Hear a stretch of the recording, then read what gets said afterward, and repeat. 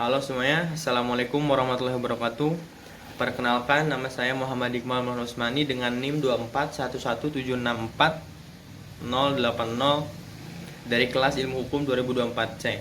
Pada kesempatan kali ini, saya akan membahas sebuah kasus yang berhubungan dengan hukum dan hak asasi manusia, yaitu kasus bullying di Binus School Serpong pada tahun 2024.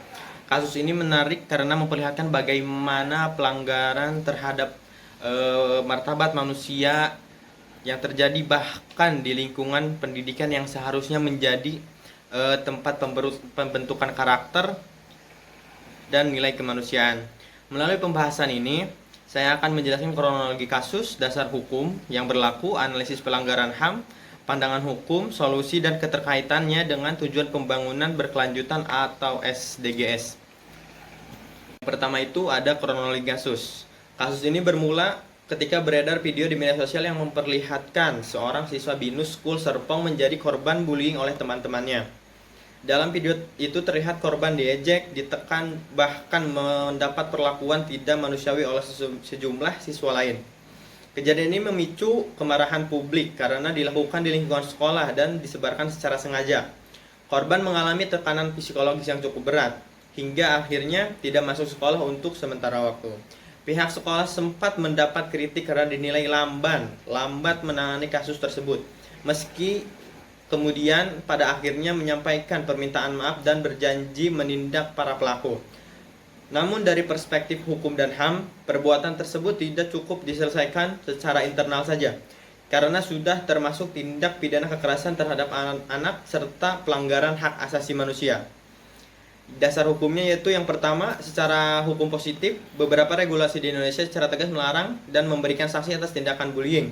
Yang pertama yaitu pada pasal 28G ayat 1 Undang-Undang Dasar Negara Republik Indonesia tahun 1945 yang isinya yaitu menjamin hak setiap orang atas perlindungan diri pribadi, kehormatan, martabat, dan rasa aman.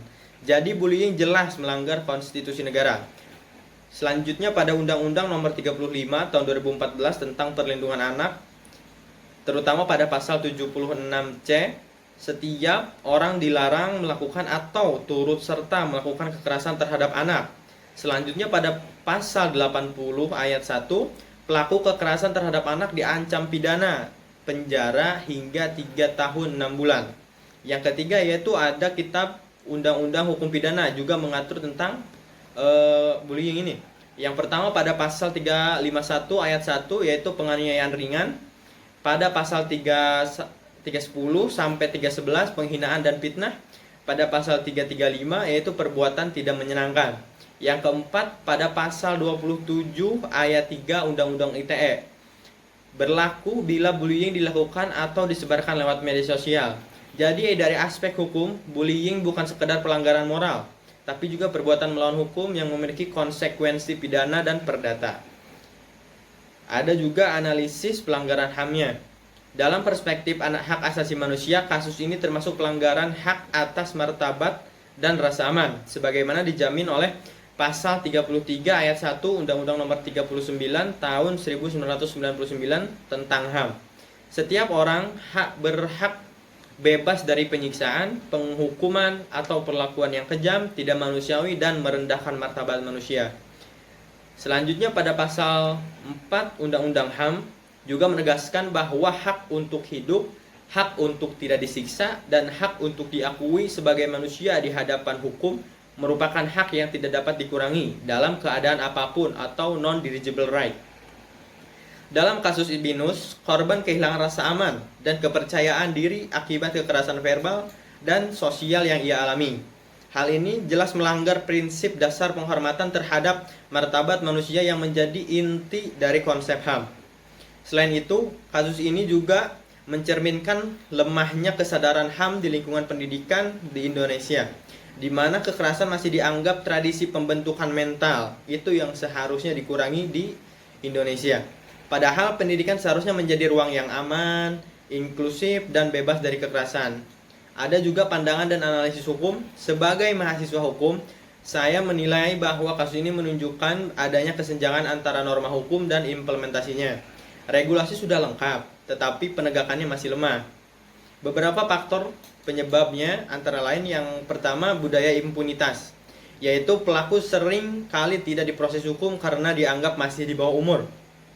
Yang kedua, minimnya mekanisme perlindungan korban di lembaga pendidikan swasta. Yang ketiga, kurangnya pendidikan hukum dan HAM di sekolah, sehingga siswa itu tidak paham bahwa tindakannya melanggar hukum. Dalam konteks ini, hukum seharusnya tidak hanya digunakan untuk menghukum pelaku, tetapi juga mendidik masyarakat agar sadar hukum. Penegakan hukum harus bersifat preventif sekaligus korektif untuk menumbuhkan budaya anti kekerasan yang utamanya yaitu di sekolah. Ada juga solusi dan refleksi. Beberapa langkah konkret yang seharusnya dilakukan. Yang pertama, sekolah harus memiliki sistem pelaporan aman bagi korban dan menerapkan sanksi tegas tanpa diskriminasi. Yang kedua, pemerintah perlu memperkuat kebijakan nasional anti-bullying di seluruh lembaga pendidikan. Yang ketiga, penegak hukum harus memproses kasus seperti ini secara transparan agar ada efek jera. Yang keempat, masyarakat dan keluarga harus membangun budaya empati dan penghormatan terhadap anak.